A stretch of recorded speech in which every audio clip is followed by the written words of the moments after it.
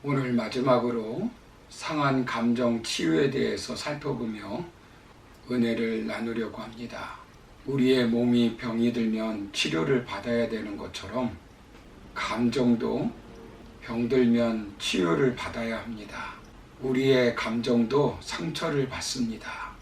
우리가 많은 사람들을 만나면서 상대의 말, 태도, 행동에 따라 상처를 받고 그 상처가 오래되면 상한 감정이 되어버립니다.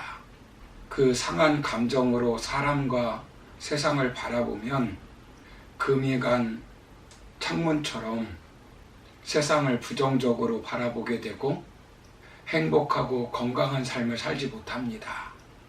그렇다면 어떻게 이런 상한 감정을 치유받을 수 있겠습니까?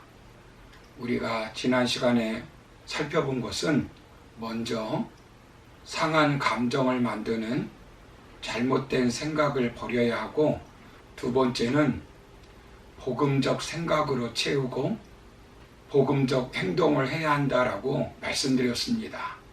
오늘 마지막으로 살펴볼 것은 상한 감정은 서로 용서할 때 치유가 마무리됩니다. 본문 32절 중반부를 보시면 서로 용서하기를 하나님이 그리스도 안에서 너희를 용서하심과 같이 하라라고 말씀합니다. 그리스도 안에서 거룩한 성도는 서로 용서해야 합니다. 용서는 악의와는 반대되는 말입니다. 용서는 그들이 행한 나쁜 일을 충분히 깨닫고 그것을 용서해주며 잊어버리는 것입니다. 전에 나에게 해를 끼친 사람을 하나님의 사람으로 보았으나 이제 사탄의 속임수에 의한 죄의 희생자로 보게 되는 것입니다. 하나님이 그리스도 안에서 너희 죄를 용서한 같이 하나님께서 우리를 용서해 주었으니 너희도 용서해 주라는 것입니다. 하나님께서 우리를 용서해 주신 방법처럼 다른 사람을 용서하라는 것입니다. 예수님은 70번씩 7번이라도 용서하라고 말씀하셨습니다. 즉 끝까지 용서하라는 것입니다. 마가복음 11장 25절을 보시면 서서 기도할 때에 아무에게나 혐의가 있거든 용서하라. 그리하여야 하늘에 계신 너희 아버지께서도 너희 허물을 사하여 주시리라 하시니라 라고 말씀합니다. 예수님은 자신을 죽이는 자들을 향하여 누가복음 22장 34절에서 이렇게 말씀합니다. 저희를 사하여 주옵소서.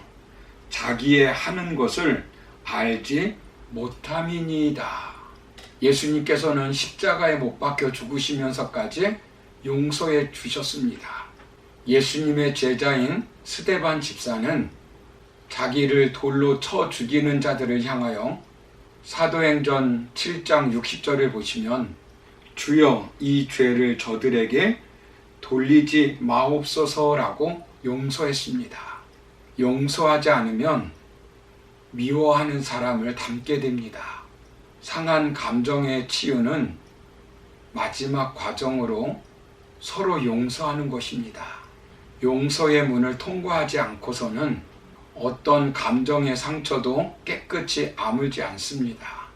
용서의 문을 통과하지 않은 상한 감정의 치유는 증상 치료는 될 수 있지만 원인 치료까지 될 수 없습니다.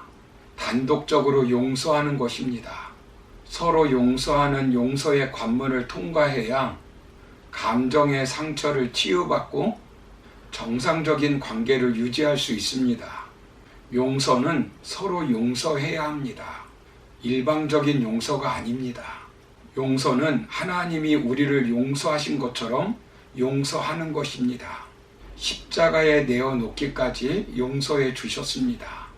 용서는 고통스러운 상처를 없애는 것이 아니라 상처의 고통에서 자유로워지는 것이고, 과거에 개의치 않고 앞으로 발을 내딛는 것으로 평안하고 행복으로 가는 지름길입니다. 용서는 약자가 하는 것이 아니라 원한과 쓴뿌리의 포로가 되기를 거부하는 자들이 하는 선택입니다. 부당한 상처를 준 사람에 대하여 부정적 판단, 부정적 감정, 부정적 행동을 극복하고 상대에 대하여 긍정적 사고, 감정, 행동으로 대하는 것입니다. 상대방이 받아야 할 마땅한 처벌을 하지 않는 것이며 상대를 감싸주고 다시 일으키고 회복시켜 주는 것입니다. 괴롭히는 감정에서 벗어나는 것이고 안갚음을 포기하는 것이며 상대방의 완벽한 행위와 사과를 요구하지 않는 것입니다.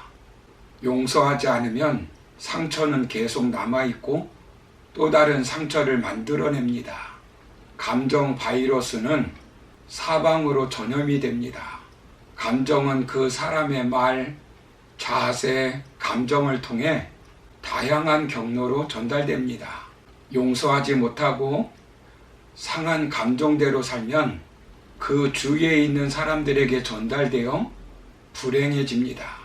미국 하버드 대학교 니클러스 교수가 감정의 생성과 전이 과정을 규명하고자 행복 확산 실험을 했다고 합니다. 실험 결과 한 사람이 행복을 느끼면 그 가족이나 친구가 행복을 느낄 확률이 각각 14%, 9%씩 상승하고 룸메이트와 이웃이 행복을 느낄 확률은 각각 8%, 3.4%씩 상승했다고 합니다. 어느 집단의 한 명이 행복을 느끼면 이 감정이 친구의 친구의 친구까지 행복하게 할 확률은 5.6%까지 달했다고 합니다. 그런데 부정적 감정이 긍정적 감정에 비해 전염성이 훨씬 크다고 합니다. 근심, 걱정이 끊이지 않고 늘 한숨만 쉬는 사람과 하루 종일 함께 있으면 원래 쾌활하고 명랑한 사람도 금세 우울해진다고 합니다. 용서하면 나도 행복하고 가정도 사회도 직장도 행복해집니다.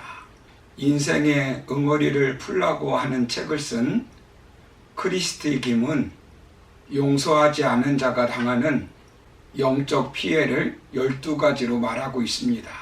첫째는 용서하지 않으면 마음이 더러워집니다.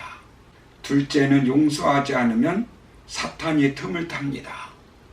셋째, 용서하지 않으면 미워하는 사람을 닮아갑니다. 넷째, 용서하지 않으면 그런 이성과 결혼하게 됩니다. 다섯째, 용서하지 않으면 주님과 멀어집니다. 여섯째, 용서하지 않으면 주님을 닮아갈 수 없습니다. 일곱째, 용서하지 않으면 관계가 회복되지 않습니다. 여덟째, 용서하지 않으면 몸이 쇠약해집니다. 아홉째, 용서하지 않으면 외롭게 삽니다. 10번째, 용서하지 않으면 과거에 묶입니다. 11번째, 용서하지 않으면 상처가 치유되지 않습니다. 12번째, 용서하지 않으면 용서받을 수 없습니다. 용서는 하나님께서 우리에게 독생자 예수 그리스도를 십자가에 내어주심으로 보여주신 선물입니다. 모든 상한 감정을 치유받고 행복하고 건강하게 살려면 하나님이 우리를 용서하신 것처럼 서로 용서해야 합니다. 결코 잊지 못할, 치유받지 못하는 상한 감정을 만든 기억은 없습니다. 그리스도 안에서는 얼마든지 치유될 수 있습니다. 사랑하는 성도 여러분, 감정은 하루에도 몇 번씩 천국과 지옥을 왔다 갔다 합니다. 사람마다 다 말 못할 사연들이 있고 크고 작은 상한 감정을 가지고 살고 있습니다. 상한 감정을 치유받지 못하면 그 상처난 감정의 창으로 세상을 보고 삽니다. 상처난 감정을 쌓아놓지 말고 끄집어내어 주님께 내어놓아야 합니다. 그 상처난 감정에 주님의 보혈이 흐르도록 해야 합니다. 상한 감정을 치유받으려면 상한 감정을 만드는 잘못된 생각을 버려야 합니다. 그리고 상처난 감정을 치유받으려면 복음적 생각으로 채우고 복음적 행동을 하시기를 바랍니다. 마지막으로 서로 용서함으로 깨끗이 상한 감정을 치유받아 이 땅에서 복된 삶을 살아가는 저와 여러분의 삶이 되기를 주님의 이름으로 축원합니다. 감사합니다.